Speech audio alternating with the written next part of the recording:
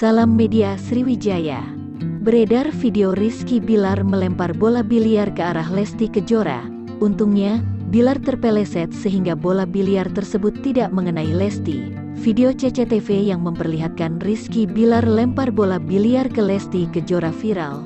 Netizen pun ramai-ramai menghujat Bilar, tapi tanggal kejadian justru buat salah fokus.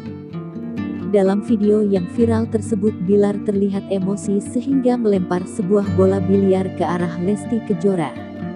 Dengan gegabah, Bilar ambil bola biliar dan melemparkannya ke arah Lesti yang berada di samping tembok penyangga.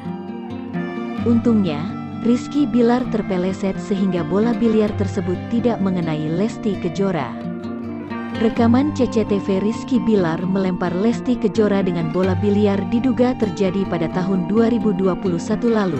Sebab, rekaman CCTV tertulis 10.29/2021 pukul 0:07 waktu Indonesia Barat, yang berarti terjadi pada tanggal 29 Oktober tahun 2021 dini hari.